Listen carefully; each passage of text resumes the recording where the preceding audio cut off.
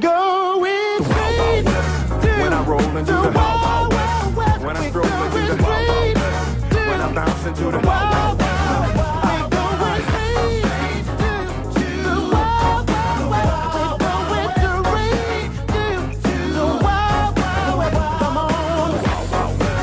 When I roll into the Wild Wild West. When I stroll into the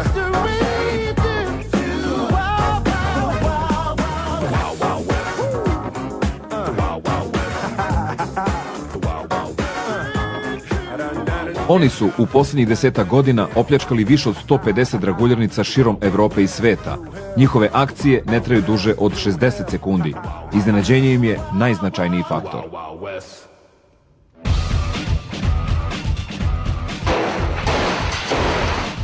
Imali smo slučajeve da je sve bilo gotovo za 35 sekundi, što je veoma brzo. Koriste posebne taktike.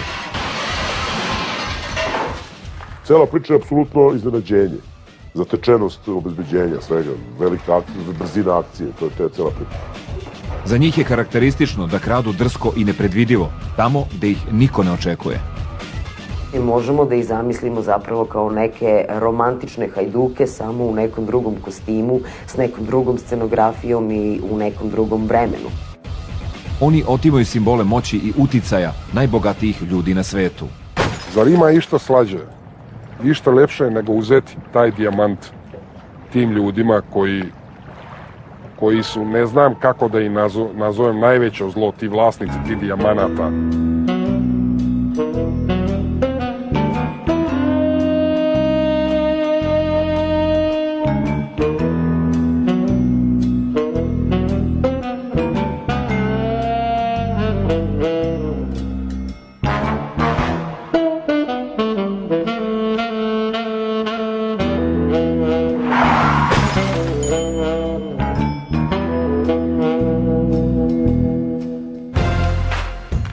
Jednu od najspektakularnijih pljački Pink Pantheri su izveli u Dubaju 2007. godine.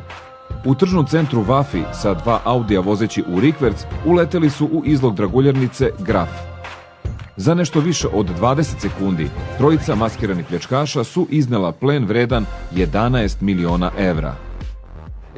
Postoji i taj čuveni video snimak iz Dubaja koji je obišao svet, na kome se vidi kako uleću kolima u shopping centar. Takve stvari su doprinele da se stvori legenda o Pink Pantherima.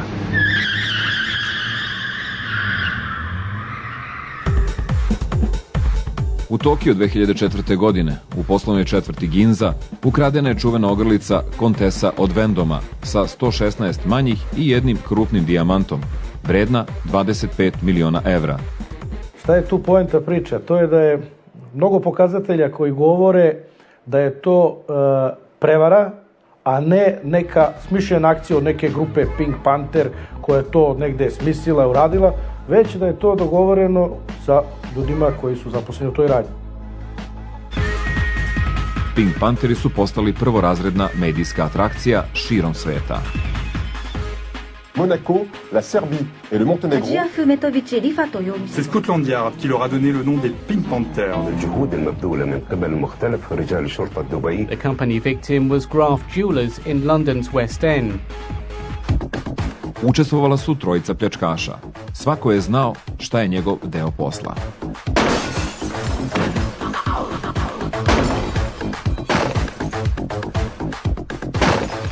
Udario je 5 puta. Napravio malu rupu, drugar naš koji je došao sa njim je, znači provukao ruku. Uzeli smo to, neki 60 metara dalje smo predali to u taksi, šofer je bio moj čovjek kojeg oni nisu znali, ali sam ja garantovao za njega. Zbog otimanja nakita basnoslovne vrednosti, Pink Pantheri su stekli simpatije običnih ljudi. Mnogi ih smatraju savremenim Robin Hoodovima. Nekad čak poželiš da ti bude murija za petama, da im se nasmeješ u facu, jer ti ne mogu ništa, apsolutno. Postoji još nešto važno. Mi priželjkujemo da policija pritom ostane zbunjena i nespretna kao što je to u jednom originalnom filmu pod nazivom Pink Panther, gde je inspektor Clouseau najveća šeprtlja, a to je zato što volimo da intelekt ostane zbunjen. Nije nas začudilo da policija ne voli poređenje sa šarmantnim šeprtljom inspektorom Clouseauom. Ne osjećate se dakle kao inspektor Clouseau? Ne, nikako.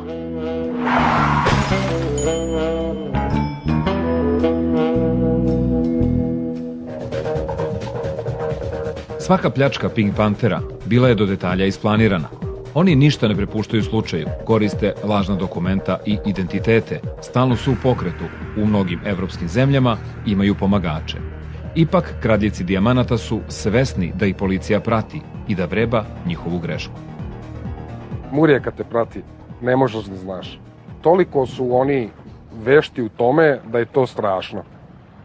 Znači, ja sam posumnjao par puta i sve, najviše što mogu da odem to je do neke sumnje. To da su te pratili saznaš kad te uhapse. Nismo znali s kim imamo posla. Dolazili su iz zemlje koju nismo poznavali. Koristili su lažne identitete, odsedali bi u hotelu ili kod nekog od sunarodnika ovde u Francuskoj. Bilo ih je teško pratiti jer su skoro svake nedelje menjali mesto u Francuskoj i u Evropi. Istrage se svode na stalnu observaciju osumnjičenih i njihovih pomagača. Postoje čak i policajci koji su se specijalizovali za Pink Pantere. Postoji specijalna policija u ozbiljnim zemljama. Znači, to ne prati policija, obična policija, to je baš policija koja se specijalizirala i tad postaje neko nadmudrivanje. Da li ćemo mi jednog člana, jedne ekipe poslati ili 3 člana u jedan grad, da bi mi napravili u 4. gradu i to je već to nadmudrivanje. Neki put oni odu ili ostave namernu informaciju da idu tu i tu da bi vidjeli da li policija ima saznanja o njima i tako dalje. Tako da mi tu sad onda isto vodimo računa da ne kompromitujemo saznanja, da ih ne upozorimo o tome da znamo i tako dalje. To mi je igra mačke i miša. U našem poslu postoji ta igra policajaca i lopova. Za nas je to lov na ljude, a njihova taktika je da budu što diskretniji, da prođu neopaženo. To je klasična igra. Zahvaljujući brzoj razmeni podataka preko Interpolove mreže u poslednjih nekoliko godina, uhapšeni su mnogi pljačkaši zlatara za kojima su raspisane poternice. Nemam tačne podatke, pretpostavljam da ih je između 150 i 200. U čitavoj Evropi ih je uhvaćeno 50-ak, što znači da ih je još mnogo na slobodi. Pitanje je i da li smo ih sve identifikovali. To nije zaustavilo ovaj fenomen, ali mnogi su uhvaćeni. Brojni su, mnogo njih učestvuje u pljačkama. Neki padnu, a neki ne, ali redovno padaju. Nedavno je to bio slučaj sa momkom koji je uhvaćen u Španiji i prebačen je u Japan.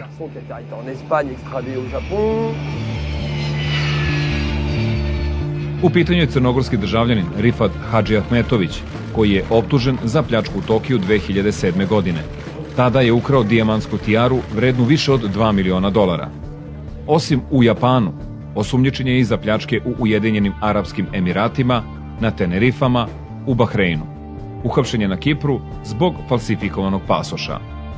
Isto tako zbog falsifikovanih isprava uhapšen je i Milan Ljepoja, učesnik spektakularne pljačke u Dubaju, dok je spremao novu pljačku.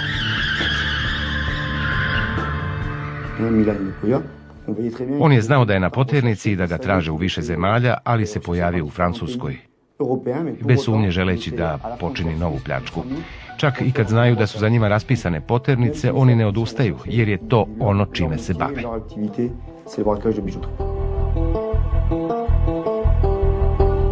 Pljačke zlatara bile su zanimanje i Predraga Vujoševića. On je bio jedan od najaktivnijih pljačkaša. Učestvovao je u prvoj pljački juvelirnice Graf u Londonu 2002. godine, posle koje je stvoren mit o Pink Panterima. Tada je uspeo da pobegne iz Engleske, a zatim je otimao dragulje i skupocene satove u Švajcarskoj, Španiji, Belgiji, Nemačkoj i Francuskoj. Uhapšen je u Parizu posle krađe dijamanata na izložbi trgovaca antikvitetima u Louvru. Osuđen je u Francuskoj na 9 godina zatvora. Taj proces je po mom mišljenju bio veoma nepravedan. Mom klijentu se sudilo za krađe počinjene u Parizu, ali su sve vreme govorili o onome što je počinio u drugim zemljama. Kazna koju je dobio je tako bila mnogo teža. Bez obzira na to što su mnogi Pink Pantheri uhapšeni, niko iz opljačkanih zlatara u Londonu i Parizu nije želeo da bilo šta o njima prokomentariše. Ima nečeg filmskog u svemu tome, ali ne treba zaboraviti da prilikom svakog napada ima žrtava. One su traumatizovane. Sećam se da je vlasnica zlatare u Monaku drhtala govoreći o tome šta se desilo. Tokom pljačke u radnji je bila porodica sa detetom i jedan od pantera je uperio pištolj u slepočnicu čoveka koji je tu stajao.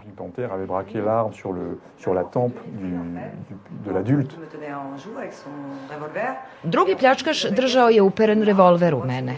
Onda su razbili ove dve vitrine. Nije bilo oklevanja sa njihove strane. Delovali su nepobedivo. Koliko se Pink Panthera plaše ljudi koji rade u zlatarama u Parizu, imali smo priliku da se lično uverimo. Vlasnik jedne od opljačkanih zlatara ispričao nam je kako su ga udarili pištoljem u glavu i kako od tada u svakoj mušteriji vidi potencijalnog razbojnika. Posle mnogo ubeđivanja uspeli smo da ga nagovorimo da nam da intervju. Međutim, kada smo počeli snimanje, u radnju je ušla njegova rođaka i na španskom mu se ljutito obratila. Naš sagovornik se posle toga predomislio i objasnio nam da se njegova porodica i on boje odmazde kriminalaca.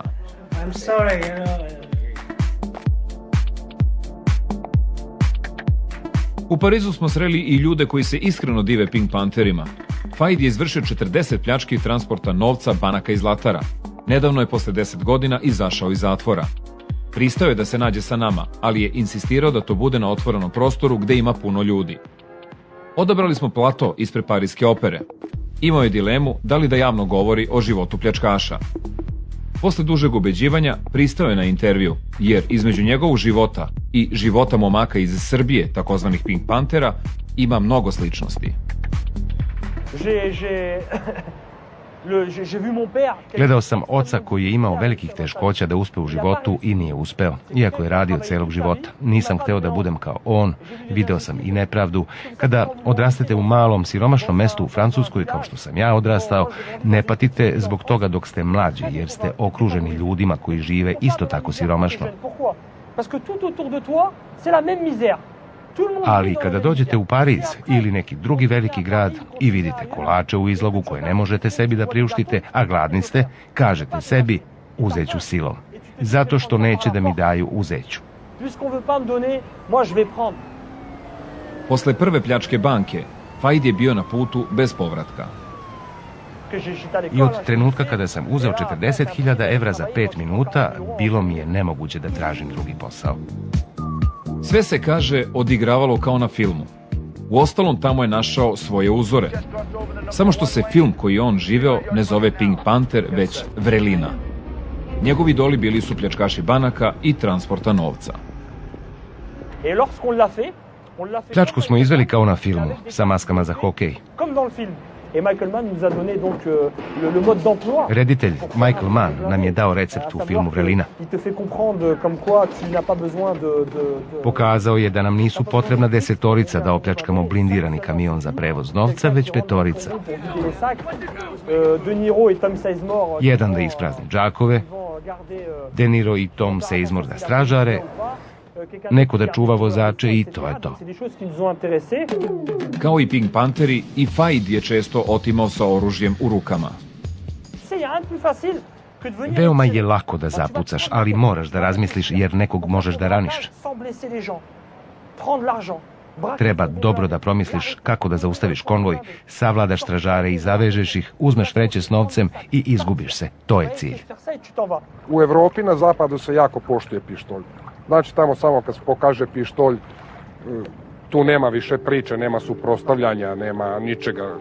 To je samo kupi, pa sad ako te uhvate, mada ako je dobro isplanirano, neće to ni tu uhvati. Tu postoje pravila, pretpostavljam da nema ubistava i ranjavanja, da je to nepotrebno, Ali, s druge strane, mogu i da razumem da bi celu brzinu akcije i sam uspeh akcije jedno ubistvo ili nanošenje teške telesne povrede ili rane samo otežalo. I kad se nosi pištolj, ne nosiš metak u cevi, znači to ne treba ti, apsolutno. Ali problem je kod oružane pljačke u slučaju padanja. Kazne su trostruko, četverostruko veće nego ovako, kao što smo mi radili izlog izvana. I to je bio jedan od uslova mojih da uđem. Mada ne kažem da možda ne bi jednom išao i tu oružanu pljačku, ali za ne znam kakvu cifru, znači tu je ipak cifra bitna. Fajt kaže da Pink Panteri među pljačkašima zlatara nose epitet najboljih. Svi ih poštuju, ja im aplaudiram.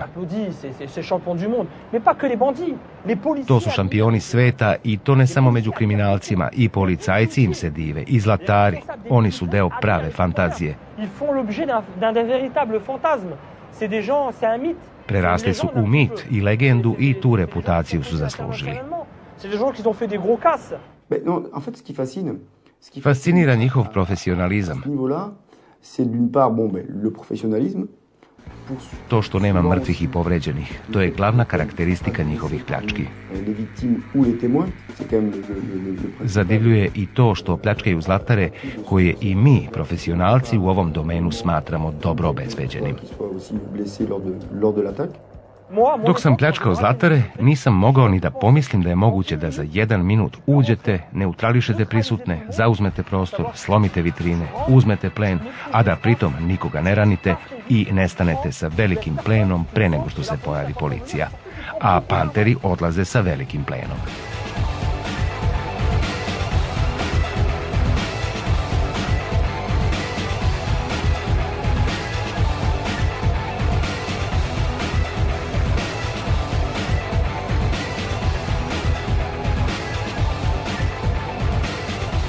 Međutim, ukrasti basnoslovno vredan dijamant ili komad nakita iz neke prestižne draguljernice nije ni malo lako. Sistemi obezbeđenja su vrlo rigorozni, postoji više nivoa zaštite. Većina draguljarnica se nalazi u centru, koje obilazi milicija, koje su povezane sa milicijom. Znači, to je najveći stepen obezbeđenja koje mogu da imaju. Ali opet, ako dođeš sa strane i odradiš sve za 1 minut, oni su bespomoćni. Pantere ne možete da uhvatite tokom krađe. Moguće ih je pronaći samo ako su ostavili tragove ili ako ih je onaj koji je od njih kupio robu ocinkari. Pa akcija nije gotova onog trena kad je gotova, nego gotova je kad prođe neko određeno vreme, kad si negdje izašao van iz te zemlje, kad na miru trošiš svoje pare. Posle svakog odrađenog posla, Pink Panteri se, njihovim žargonom rečeno, na neko vreme sklanjaju. Žargonsko sklanjanje u stvari znači zezanje. Da li to traje mjesec i po dana, da li 2 ili da li pola godine, ali to je onda provod. Pa ja sam susrećao po najjačim letovalištima u Evropi, u Francuskoj i u Španiji. Uvijek sam nailazio na naše likove koji su tu bili maltene glavni. Ne priča se tu puno, ali zna se sve, zna. Vi kad se sretnete i vidite, prosto znate ko je... Zna se, sve se zna, to je to. I bilo šta da meni zatreba, da hoću da radim, znači uvijek ćemo jedno drugog da nađemo, ako ne znam ja, on zna neko njegov, razumiješ. I tako to ide. To je zatvoren krug, to je to. Život Pink Pantera, naravno, osim spektakularnih akcija, podrazumeva glamur i lepe žene. Kradljivci dragulja važe za velike zavodnike. Da, i sve su zaljubljene u lopove, zato što oni ne prodaju drogu, nemaju krv na rukama, nisu silovatelji. To su ljudi koji su odlučili da žive na marginama društva, ali imaju i principe koje poštuju. Zašto žene vole bitange? Zašto vole jake i opake momke? Oni su simbol snage i falusa. Sve je to deo fantazije o snažnom, ravnodušnom i neuništivom muškarcu. To je velik, snažan i tvrd muškarac. Žene su slabost svih muškaraca. Kada tražimo neko lice, najpre tražimo ženu. Kada je nađete, pronašli ste i muškarca. Samo ima jedno pravilo, tu ženama se nikad ništa ne priča, uvek se ima neka priča za žene. Naklonost žena pljačkaši dragulja vrlo često koriste u svojim akcijama. U stvari su upravo žene te koje observiraju, a ženama je dovoljan manir taj što na jedan neupadljiv način posmatraju te vitrine, idu u shopping, znači masa toga je na neki način već urađena. Snežana Panajotović, 20-godišnja devojka iz Niša, je u Tokiju 2004. godine pomogla u krađi čuvene ogrlice Kontesa od Vendoma, vredne 25 miliona evra. Snežana je izašla iz zatvora, ali nije htjela da priča o tome šta se dogodilo u Tokiju i kako se tamo našla. Njena majka i sestra kažu da Snežana nije bila problematična. Stvarno bila i odličan đak, inteligentan i mirno u školi, nikakve probleme nikad nije izazivala. Lepa devojčica, kulturna, mislim samo je to reči pohvale dobivala, ništa više. Posle srednje škole otišla je u Italiju da radi preko leta u kafiću. Posle mjesec dana naravno nije se vratila, rekla ostaće još mesec, nakon to mjeseca ostaće još mesec, tako vreme, znači ona i dalje ostala u Italiji, nije se vratila.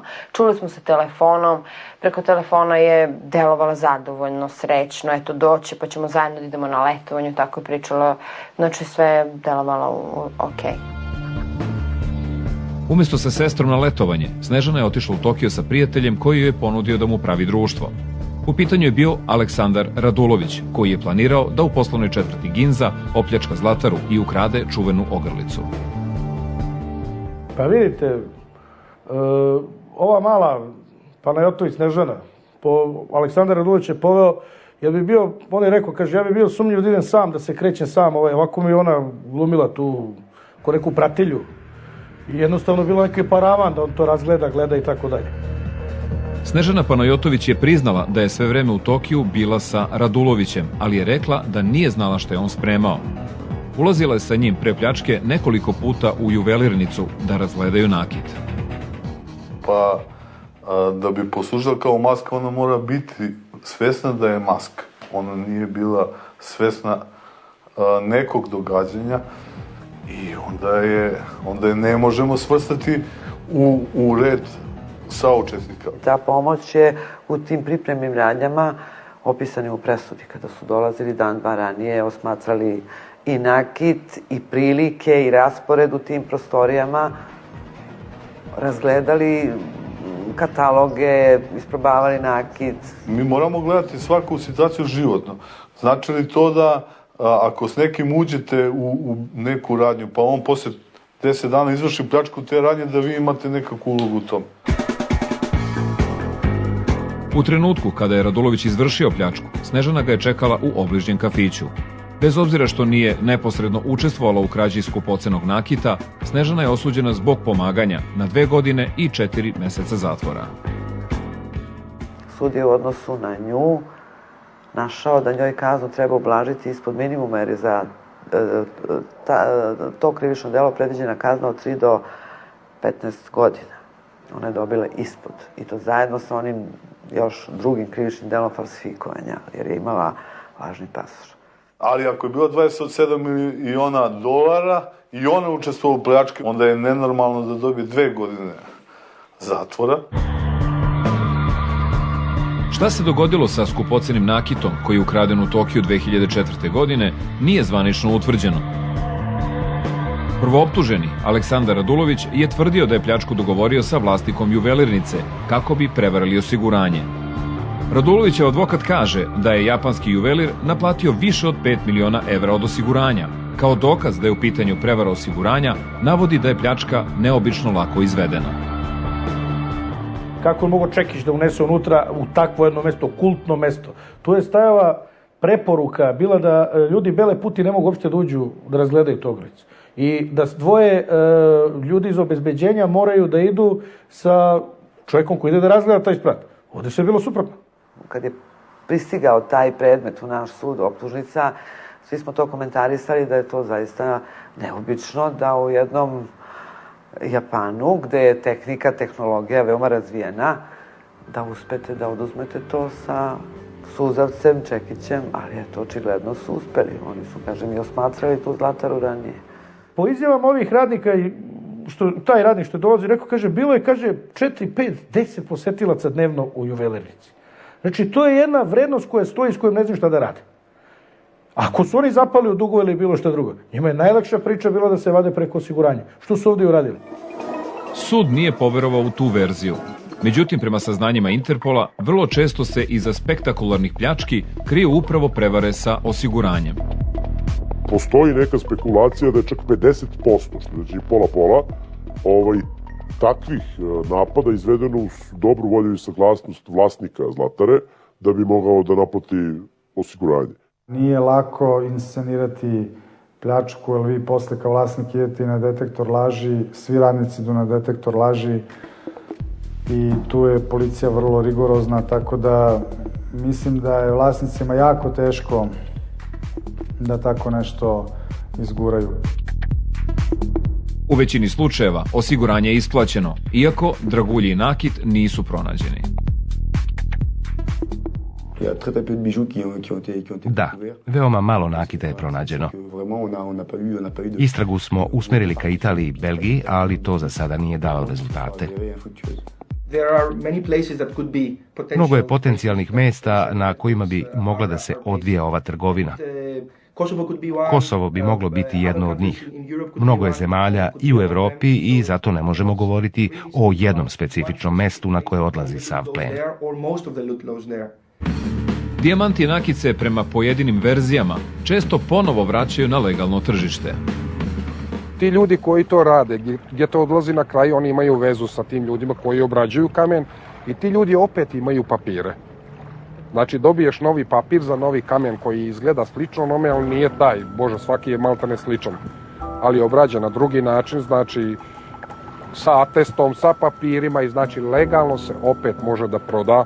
Sad recimo ovaj kamen moj, mislim, jako je sutra teško odrediti, meni se neko krade i dođe neki sličan, da ja znam je li to baš taj moj ili nije moj. Mislim, postoji način, ali to je utopija. Jer vi, naravno, možda menjate oblik dijamanta i na taj način da od jednog napravite više i da na neki način utičete na stanje na berzi, na ponudu, na potražnju, na cenu. To su sad sve spekulacije, to ništa nije utvrđeno. Da. Cena zlata i kamenja u posljednjih 10 godina raste. U istom periodu raste i broj pljački. Zanimljivo je da je većina opljačkanog nakita zapravo bila naručena pre krađe. Bitno je da imaš prodaju. Ti ne možeš to da radiš ako nema prodaje unapred. I to se samo tako radi. Jer ovako, najveća opasnost je uzeti nešto pa držati kod sebe, čekati, prodavati. Držati u toj zemlji gdje je napravljeno. Znači, taj kamen odlazi odmah. Odlazi na obradu i odlazi kod kupca. Jedna od verzija je da postoje kolekcionari. Jedna od verzija je da postoji utjecaj na tržište. Jedna od verzija je da postoji varijanta trampe za narkotike. Jedna od verzija je da je to izvor finansiranja terorizma. To su verzije. Ne znamo sad koja verzija je potvrđena, još se radi na tome. Pink Pantheri su zapravo puki izvršioci naručenih pljački. Angažuju ih najčešće preko posrednika. U suštini se to sve svodi na par ljudi, naši par ljudi. I svi mi koji radimo u suštini radimo. Ne radimo za njega, on nas. On te plati, od njega dobiješ, ali malo ljudi kod nas koji imaju vezu, koji imaju takvu prodaju i sa Arapima i sa Jevrejima, ne samo za kamenje, za sve živo. Među pljačkašima draguljernica se zna ko može da odradi posao. Od reputacije u kriminalnom miljeu zavisi i kada će neko od njih biti angažovan. Najvažnije je tu gde živiš. Znači, u kojem regionu živiš, ako se tu nešto dešava, svi će se javljati. Tako je bilo bar slučaj kod mene. Znači, bilo šta da se dešavalo, nije moglo proći bez mene. Moglo je nešto sitno, ali krupnije nema šanse, znači. Zna se ko brzo vozi, zna se ko ima određenu hrabrost da, ne znam, uđe sa oružjem, da nešto otvori, zatvori, polomi, brzo odreaguje. Znači, to su prilike zna. Ili imaš ti specijalnost tako? Pa nema specijalnost, ja sam radio prije toga, isto par zlatara smo uradili, ja i drugar. Uradili smo na klasičan način i recimo najviše što smo uzeli to su bili skupocjeni satovi. ali radili smo klasično, znači sa džipom razbijemo izlog sa autom u rikverci, pokupimo to što treba da pokupimo. Pink Pantheri su plaćeni samo mali deo vrednosti ukradenog nakita. Međutim, za mnogi od njih novac nije jedini motiv. Kažu da uživaju, da rade stvari o kojima obični kriminalci mogu samo da maštaju. Kad dođeš tu, kad uđeš u tu ekipu, imaćeš život dostajan života. Aristokracija, znači kriminala, jer tu ne može svako doći, koliko god da se gura, znači ti ako ne vrediš, ti nećeš biti prepoznan i izabran nikad. Znači, ostaćeš tu u nekom svom poslu ili ćeš dilati heroin ili šta ti ja znam, upadati u gajbe. Ali tu dolaze samo izabrani, sposobni i srećni. Svi ih poštuju. Svi im tapšemo kada čujemo za neku novu pljačku. Skoro svaka pljačka Zlatare pripisuje se njima i svi se pitaju koja će im biti sledeća meta. Pripadnost tom krugu ljudi u svetu kriminala se smatra privilegijom. Jednostavno rečeno, među Pink Pantherima postoji neograničeno poverenje i lojalnost. Moji prijatelji su ih upoznali u zatvoru. Jedan od njih, veoma poznat Panter, uspeo je da pobegne iz zatvorskog kruga na gotovo neverovatan način. Reč je o Draganu Mikiću koji je osuđen zbog krađe u jednom skijaškom centru.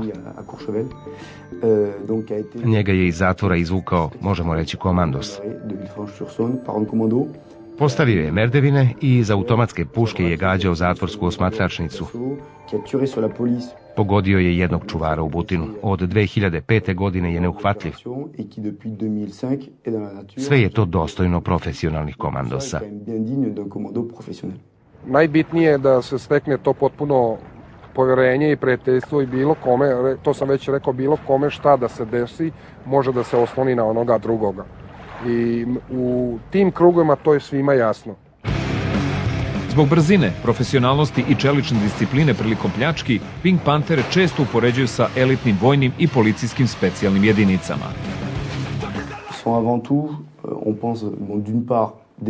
Među njima ima i profesionalnih pljačkaša i onih koji imaju vojno iskustvo jer su učestvovali u ratu. Imate za to dokaze? Da, kod nekih od njih smo jasno utvrdili da su imali vojnu prošlost. To sposobni momci ne mora imati vojno iskustvo. Ja lično imam. To je nebitno. Može da bude od pomoći, ali ne može da škodi sigurno. Bitno je da čovjek je ispravan, to je najvažnije. Da je ispravan, da zna šta radi, da zna s kim radi i da zna kako radi. To su tri najvažnije stvari. Osim zbog novca, Pink Pantheri izvode spektakularne akcije i zbog uzbuđenja koje tada dožive. Stručnjaci kažu da su razbojnici u trenutku pljačke u specifičnom psihičkom stanju, nešto slično kao kod ekstremnih sportista.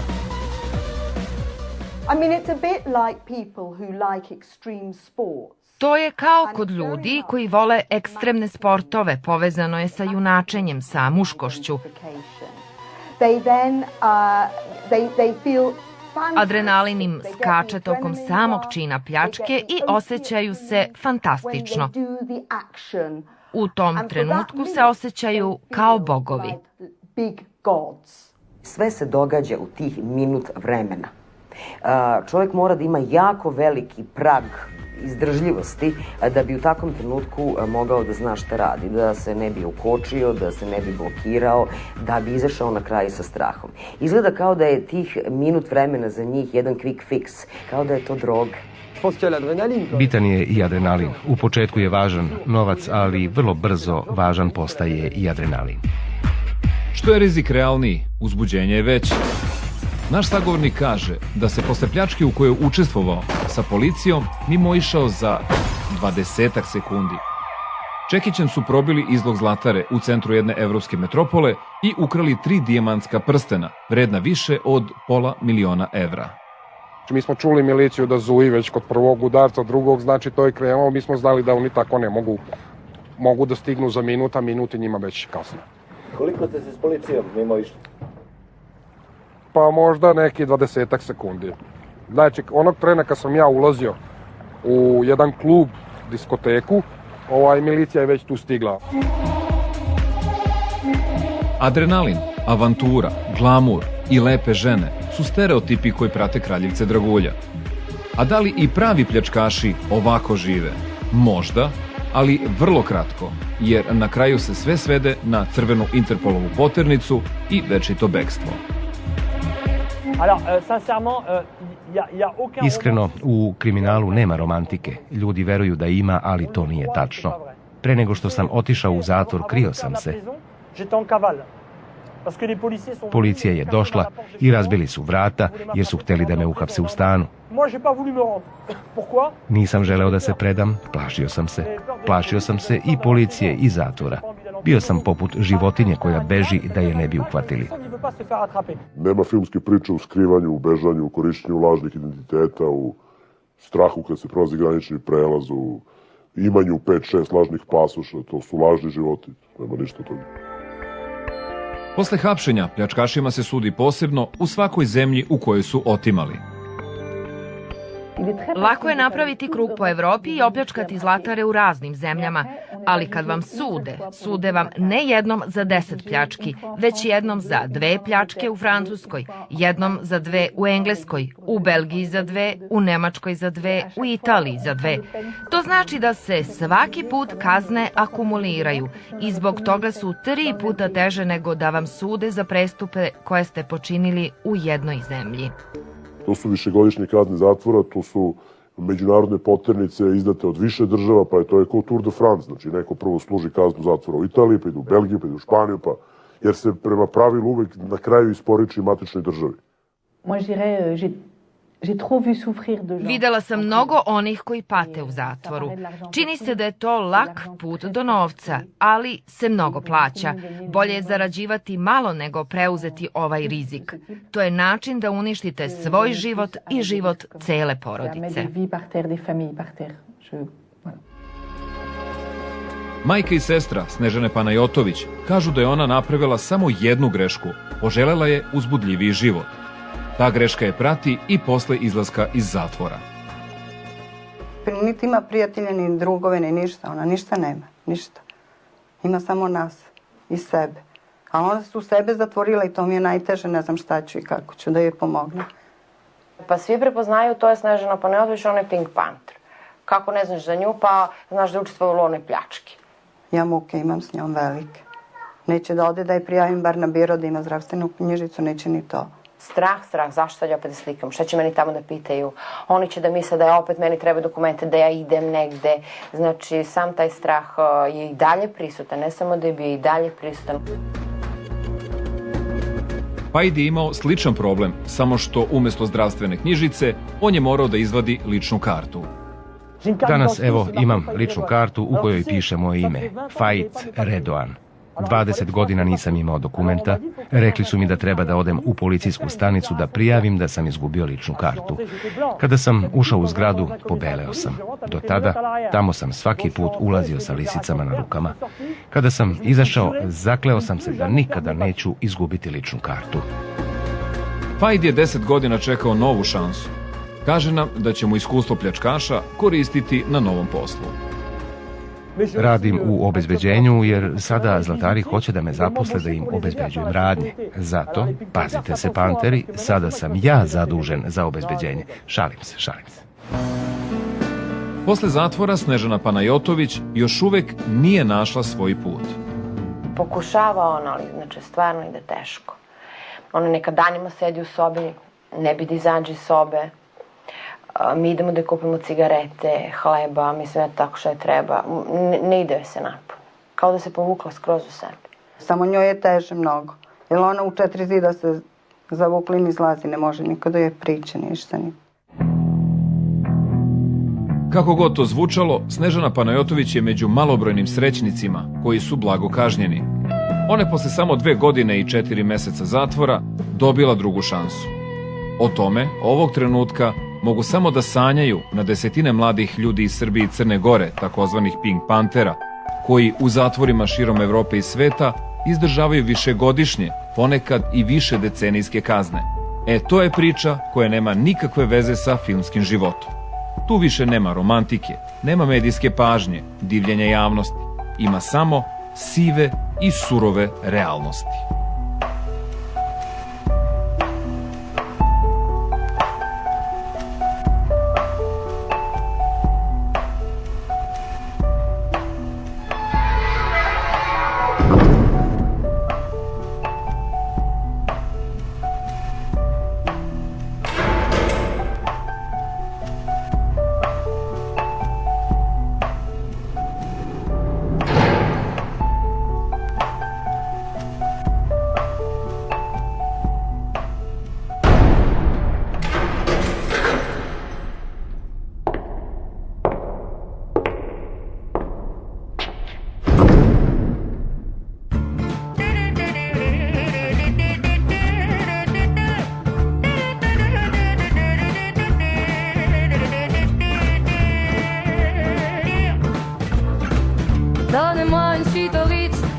veux pas des bijoux de chez Chanel, je n'en veux pas, donnez-moi une limousine, j'en ferai quoi?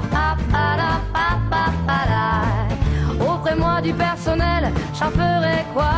Un manoir à Neuchâtel, ce n'est pas pour moi. Offrez-moi la tour Eiffel, j'en ferai quoi?